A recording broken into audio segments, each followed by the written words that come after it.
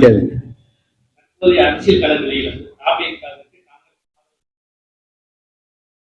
அதாவது நேற்றைய தினம் டெல்லியில இருந்து ஒரு காணொலி வழியாக பொலிட்டிக்கல் அஃபேர்ஸ் கமிட்டி மீட்டிங் நடைபெற்றது. அதனுடைய முடிவுகளாக உங்களுடைய கருத்துக்களை எல்லாம் கேட்டதற்கு பின்னால் பிஜேபி தமிழகத்திற்குள் நுழையக்கூடாது என்பதுதான் மிக முக்கியமான ஒரு தேர்தலிலே நாம் முன்வைத்த ஒரு கருத்தாகும். காரணம், அவர்கள் ஒரு அமைதியான சூழ்நிலை இருக்கக்கூடிய தமிழ்நாட்டிலே பிரச்சனைகளை உருவாக்கி விடுவார்கள், கலவரங்களை உருவாக்கி விடுவார்கள், வளர்ச்சி தடைப்பட்டுவிடும் என்ற காரணங்களுக்காக நாம் கூட்டணி அமைத்து அதில் போட்டியிட்டோம். அந்த அடிப்படையில் பார்க்கின்ற பொழுது தமிழக மக்கள் 3 வெவ்வேறு வகையான தீர்ப்புகளை கொடுத்திருக்கிறார்கள். அதில் அதிகபட்சமான அளவிற்கு விஜயனுடைய கட்சிக்கு, விஜய் அவர்களுடைய கட்சிக்காக அதிகமான அளவிற்கு 108 என்பது 107 தொகுதி வரையிலே அவர்களுக்கு வெற்றியை கொடுத்திருக்கிறார்கள். அவர்களுக்கு இன்னும் கொஞ்சம் தேவைப்படுகிறது, 11 இடங்கள் தேவைப்படுகின்றன. இந்த காலகட்டத்திலே ஒன்று நாம் இதற்காக யோசிப்போமேயானால், கொஞ்சம் நாட்கள் இழுத்து விடுவோமேயானால் பிஜேபி உள்ளே நுழைந்து விடுவார்கள். குறைந்தபட்சம் அவர்கள் அதிமுகவில் இருக்கக்கூடிய சில நபர்களை அனுப்பி இந்த கூட்டணியிலே அவர்கள் உள்ளே நுழைந்து அவருடைய லட்சியத்தை அவர்கள் செயல்படுத்துவதற்காக பார்ப்பார்கள். அதனால காங்கிரஸ் கட்சியை பொறுத்தமட்டிலே முதல் நோக்கமாக நாம் திராவிட முன்னேற்ற கழகம் மற்றும் தோழமை கட்சிகளோடு ஒன்றிணைந்ததற்கு காரணம், பிஜேபியினுடைய வளர்ச்சி தமிழகத்திற்குள்ளே வரக்கூடாது. அதை கிட்டத்தட்ட நாம் விந்திய மலையை தாண்ட விடாமல் பார்த்து கொண்டிருக்கிறோம். அதை தொடர்ந்து செய்ய வேண்டும் என்ற எண்ணத்திலே தான் இதை பற்றி விவாதித்தோம். விவாதத்தின் அடிப்படையிலே இந்த முடிவை எடுத்திருக்கிறார்கள். இன்றைய தினம் அகில இந்திய காங்கிரஸ் கட்சியினுடைய பொறுப்பாளர் அவர்கள் விஜய் அவர்களை சந்திப்பார்கள். அதே போல தங்களுடைய ஒப்புதலையும் அகில இந்திய காங்கிரஸ் கமிட்டி அதற்கான ஒப்புதலையும் தமிழகத்தினுடைய கமிட்டியினுடைய கருத்துக்களையும் ஒன்றிணைத்து அவர்கள் தன்னுடைய ஆதரவை கொடுப்பார்கள். ஆனால் முக்கியமான ஒரு கண்டிஷனோடு கொடுக்கப்பட்டிருக்கிறது. என்னவென்று சொன்னால், எக்காரணம் கொண்டும் இந்த மதவாத சக்திகளை வேறு வகையில் உள்ளே சேர்க்கக்கூடாது. அப்படி சேர்ப்பீர்களானால் இந்த ஆதரவு என்பது அந்த அடிப்படையிலே மாற்றி அமைக்கப்படும் என்ற ஒரு கண்டிஷனோடு தான் இதிலே நாம் முன்னிறுத்திருக்கிறோம். அதாவது இப்ப நமக்கு நேரடியா இருக்கக்கூடியது ஒரு உறுப்பினர் பிஜேபியில இருக்காரு. அதுக்கப்புறம் அதிமுகவில் இருக்கக்கூடிய சக்திகள் இப்ப அவங்களுக்குள்ள சில புரிந்து இருக்கக்கூடிய கருத்துக்கள் வந்திருக்குது. அது எந்த அளவுக்கு வருது, எப்படி வருது அப்படிங்கிறத பொறுத்து இருக்குது. அது விஜய் முடிவெடுக்கிறத பொறுத்து இருக்கு. ஆனால் இன்றைக்கு ஒரு செக்யூலர் போர்சஸ், மத சார்பின்மையான குழுக்களை இவர்களுக்கு போதுமான அளவிற்கு ஆதரவு கொடுப்பதற்கு தயாராக இருக்கிறார்கள்.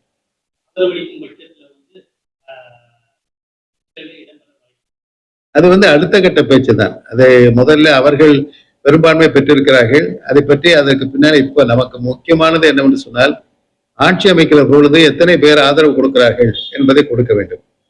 சுப்ரீம் கோர்ட்டினுடைய தீர்ப்பின் அடிப்படையிலே ஆதரவு கொடுக்கக்கூடியவர்கள் தொடர்ந்து கொடுக்கிறார்களா இல்லையா என்பதை சட்டமன்றத்தில் நிரூபிக்க வேண்டும். பொம்மை கேஸ்ல இருந்து அந்த தீர்ப்பு வந்திருக்கிறது. அதனால சட்டமன்றம் ஒரு குறிப்பிட்ட நாளையில கூட்டப்படும். அன்றைய தேதியில யார் வாக்களிக்கப் போகிறார்கள் என்பதை பொறுத்து தான் ஆளுநர் அவர்கள் முடிவெடுக்க முடியும்.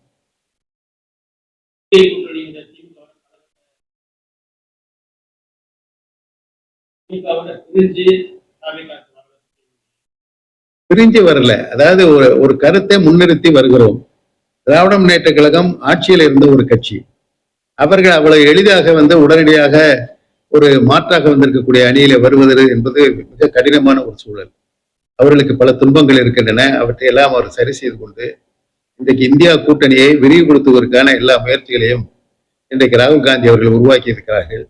மம்தா பானர்ஜியினுடைய அந்த தோல்வி கூட 100 இடங்கள் வேண்டுமென்றே இவர்கள் திருடிய இடங்கள் என்று சொல்லுகிற அளவுக்கு ராகுல் காந்தி அவர்கள் வெளிப்படையாக பேசியிருக்கிறார்கள்.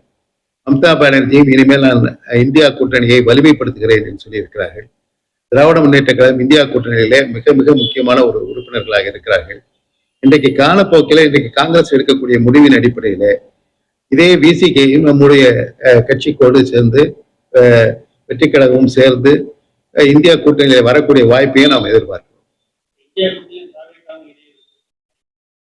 இது இந்த கூட்டணி வருகிற பொழுது அவர்களுக்கு அந்த அந்த கொள்கைக்கு ஒத்து வர்றாங்கல்ல.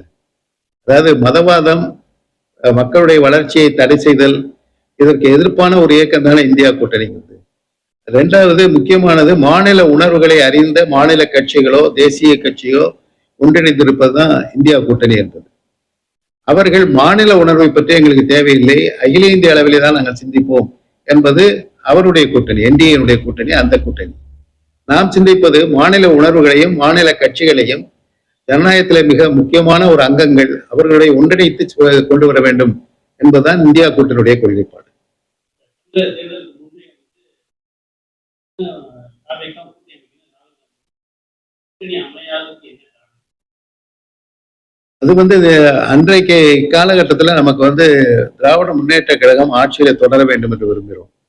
காரணம், அவர்கள் பிஜேபியினுடைய அவ்வளவு எதிர்ப்புகளையும் தாங்கி நிற்கிற அளவிற்கும் பாராளுமன்றத்திலே ராகுல் காந்தி அவர்களுக்கு முழுமையான துணையாகவும் இருந்து அவர்கள் செயல்பட்டு காட்டினார்கள்.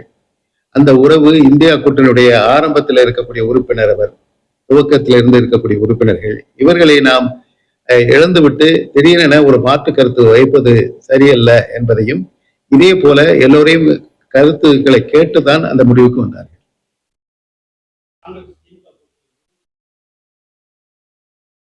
அதாவது இது முறிந்து விட்டதுன்னு சொல்ல முடியாது. இது ஒரு காலகட்டம், இது எல்லாத்துக்குமே ஒரு காலம் இருக்கிறது. இந்த ஒரு ஒரு ஒரு தேர்தலில் தோல்வி அடைந்து அந்த துன்பத்தை தாங்குகிற காலம், அந்த கட்சிக்காரர்கள், மக்கள், வாக்களித்தவர்கள், இவருடைய எண்ணங்கள் எல்லாம் ஓரளவிற்கு இதுதான் சரியான முடிவு என்று எடுக்கிற வரையிலே தோழமை கட்சிகள் சிறு சிறு அங்கங்களாக இருக்கக்கூடியவர்கள் எடுக்கிற முடிவை பெரும்பான்மை வைத்திருக்கக்கூடிய திராவிட முன்னேற்ற கழகம் என்பதை எப்பொழுது ஏற்றுக்கொள்ளப் போகிறது என்று நம்மால சொல்ல முடியாது.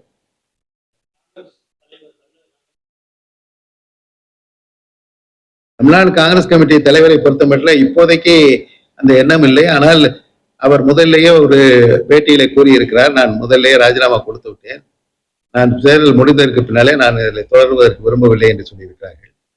அதை பற்றிய முடிவு மிக விரைவிலேயே எடுப்பார்கள்.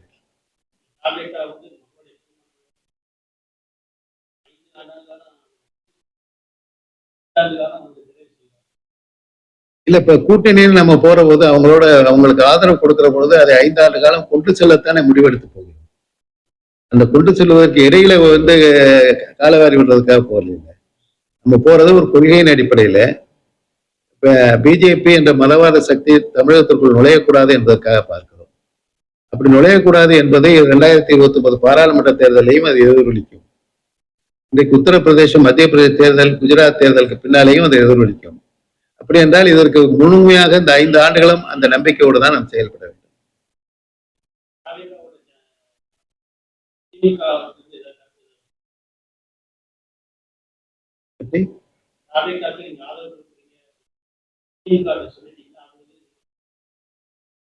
எனக்கு கிடைத்த தகவல், தமிழ்நாடு காங்கிரஸ் கமிட்டி தலைவர் அவர்கள் ஸ்டாலின் அவரிடம் சொல்லி அவர்களுடைய இந்த தேர்தல் முடிவுகள் பற்றிய தன்னுடைய கருத்துக்களையும் சொன்னதாக கேள்விப்பட்டிருக்கிறேன்.